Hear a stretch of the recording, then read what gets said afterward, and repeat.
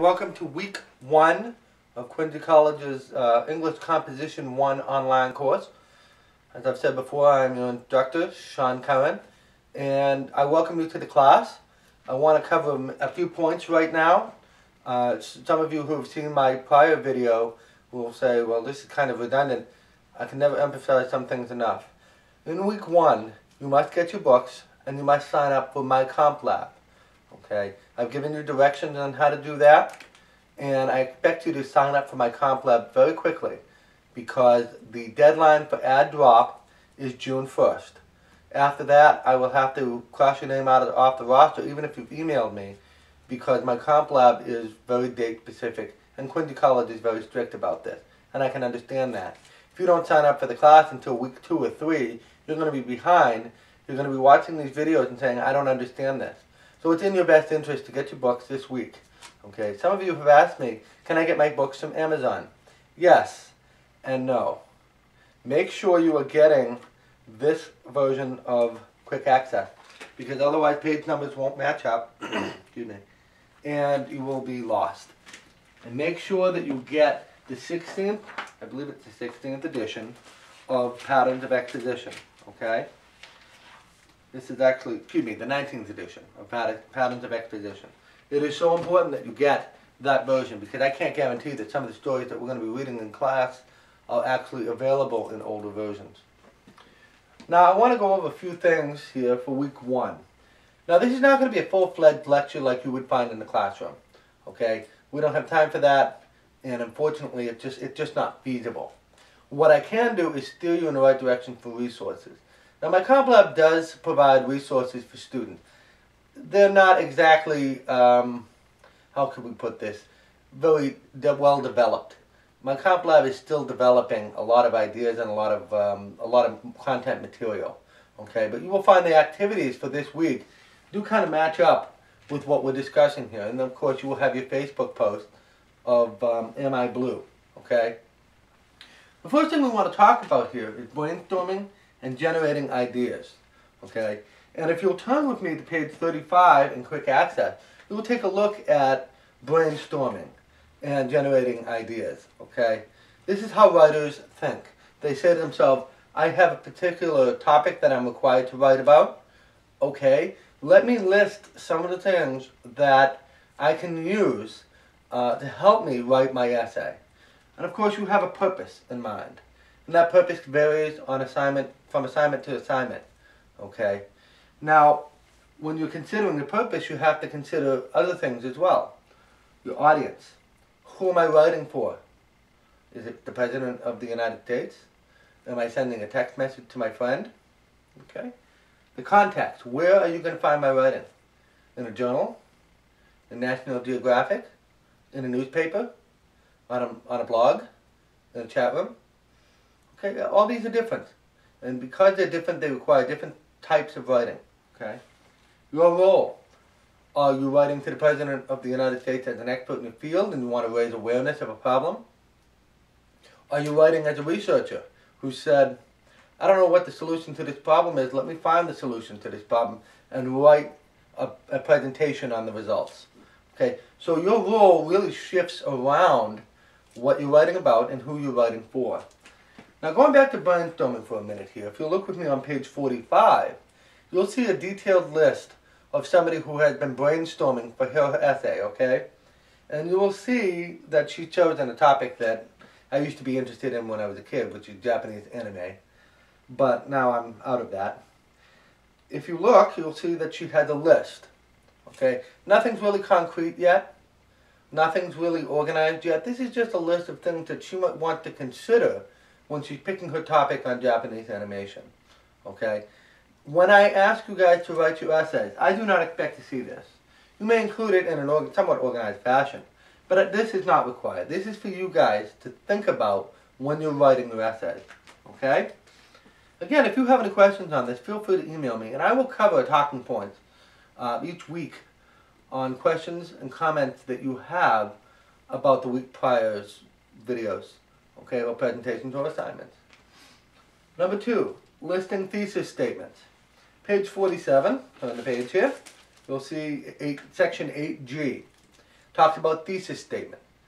What is a thesis statement? Well, that asks the question right here, and the book gives the definition. The essay forms the basis of most academic writing. Okay, you will also have lab reports and things like that, but the essay really is the cornerstone by which you write in college. A thesis statement is the central message of an essay. Your thesis statement both reflects the content of your essay and guides your writing. I have read students' essays without a thesis statement, and I can tell right away that they don't have a thesis statement. The writing is all over the place, it's unorganized. Sometimes they don't even answer their own topic. Okay, so make sure you have a thesis statement. A good example of a thesis statement comes at the bottom of page 47. Okay, this author here, or this student, has given a number of attempts to refine her thesis statement. And all of them have problems with them, and you can see that. But the bottom one here, anime has traditions and features that distinguish it from American cartoons and make it appeal to adults as well as children. That is the thesis statement for her essay. That is the thesis statement that she's going to go by. And when she writes her essay, everything that she writes will match that thesis statement. Okay? Again, you have to consider these things. You have to consider your audience. Okay, your context, where you're going to be seeing this writing, and your role. Okay? Do you know a lot about Japanese animation? Do you not know? Well, that really kind of shifts your role as an expert or someone who's trying to investigate a problem. Okay, these are things to think about while you're writing. If you look at free writing here for a minute, which we're going back to page 44, free writing, I'm not really much into free writing, but I recognize it is a useful tool, and I believe one of the assignments that you're going to have, either this week or next week, will be on free writing. Free writing sometimes does not make sense. Your ideas are all over the place, but it's getting you thinking. And really, that's what it's all about. It's about getting your mind thinking about your topic, organizing your ideas, and getting it ready to start at least getting a first draft on paper. Okay? A lot of people don't know where to start when they're writing about their topics. Free writing is a great place to start. Okay? Free writing means writing whatever comes to your mind about any topic that surfaces without stopping to worry about whether your ideas are good or your spelling is correct. Such writing is a voyage of discovery in which you allow your thoughts to emerge as you write. Focused free writing means starting with a favorite word or sentence from your journal, a quotation you like, or perhaps a topic that you are studying for a course. And then free writing with that focus in mind. When you free write, don't interrupt the flow. Keep writing. Don't censor your thoughts or insights. Don't review or cross out. We often make prejudgments about our writing while we're writing, and I'm famous for that myself. So what you want to do is when you're writing, do not stop to think about what you're writing about, unless the house is on fire or something, or the phone rings, and it's really important, because it will interrupt your thoughts. You need to be focused. Okay, how long should you write for? Well, whatever feels comfortable for you. Okay, I believe your free writing exercise in my comp lab will be 4 minutes. Okay, you can write on your own topics for 10. Okay, you can write on them for 5. But the idea is just to get your thoughts flowing, thinking about your topic. Okay, again, this does not need to be included in any essay that you submit to me. Okay, this does. You need a thesis statement for every essay, and we'll go over that more. Okay, again, if you have any questions or comments, or if you feel that I'm going too fast, okay, please email me. My job is to serve you. My job is to help you. Okay? You are my responsibility, and I take that responsibility very seriously. So if there's something that's not clear, you need to tell me. I don't read minds, unfortunately. Okay, so please tell me if you're having trouble understanding these concepts. And if you're struggling with one of the assignments for my comp lab, or even the Facebook post, let me know. I want to help you. Let me help you. Okay? Right now we're going to switch books, and we're going to take a look at analogies. Now, some of you have probably heard of analogies before. Okay? Analogies, similes, metaphors, all these are writing tools that people use to compare and contrast. But we want to take a look at the book's definition right now. Analogy is a special form of comparison you can use to explain something abstract, meaning something that's not really concrete. It's a thought pattern. It's a thought process. Okay? Or difficult to understand. You can show its similarity to something concrete or something easier to understand. A much less commonly used technique than comparison and contrast, analogy is nonetheless a highly efficient means of explaining difficult concepts or giving added force to explanations. When you use comparison as an explanatory strategy, you need to make sure that both subjects belong to the same general class of things, and you assume the readers will be more or less equally interested in both subjects. Okay? This is not the case with analogy. Okay? In analogy, you and your readers are really concerned only with one of the subjects. The second serves just to help explain the first. Okay? The two subjects, which may have little in common, also do not belong to the same class of things. The few elements they do share, however, are what give analogy the power to explain, and even to speculate about how things might be. Okay? You are given an example that I don't think really is very good. But this week's reading is Am I Blue, which it serves as a sort of analogy. Okay? Humans are like animals. Okay? They're different, but they have similar dispositions.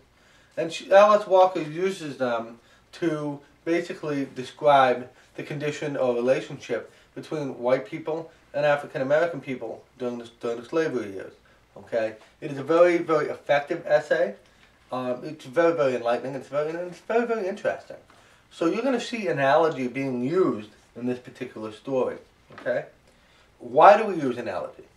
Well, one of the things you're going to find out about me is I'm going to explain why we use these things. Why are these important? Okay? I'm finding that students who are just simply thrown information without why we use them or why it's important have a lot less interest in using it than those who are told why we use it. We use analogy for a number of reasons. Okay? We can use this strategy to explain a complex, abstract, or unusual subject in familiar and easy to understand terms. Or you can use it to speculate about possible interpretations and consequences.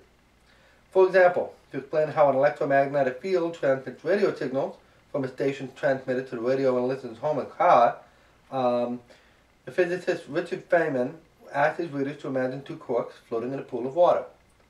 If we jiggle one cork, he pointed out, the waves in the water transmit the influence of our action, and the second cork begins to jingle too.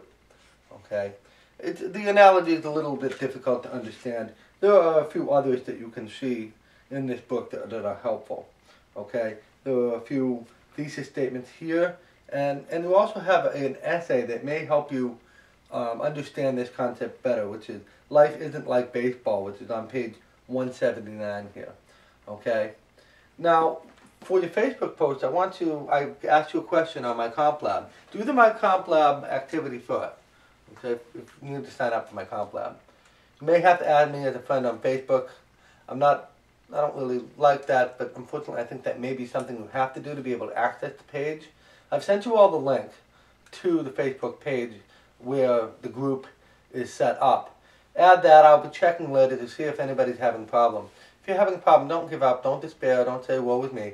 Email me, we will get to the bottom of this, okay? The first couple of weeks are a little shaky as far as getting everything organized. I understand there are book issues. I understand there are access issues. I need to be aware of these things, okay? So, what I want you to do first is I want you to do the My Comp Lab activities, okay? And then do Am I Blue? Now, stories are always due by the middle of the week, okay? To give people enough chance to comment on them. So, if you, and I understand week one is difficult. If you can respond to the question on Am I Blue by Wednesday, and then comment at least on 2 other student posts by Friday, which is the end of the week, you will get full credit for that. I will go more into that later, okay, because I recognize that students will have some anxiety issues about not being able to find the books, etc. I promise you, things will settle down, and I will probably extend week 1 reading, at least until a little bit into week 2, okay? So again, I hope you've enjoyed these videos. You're going to be seeing a lot more as time goes on in the class. And again, if you have any difficulties hearing me, seeing me, I don't blend that much in, please let me know so that way I can take care of things as quickly as possible. Okay? Good luck.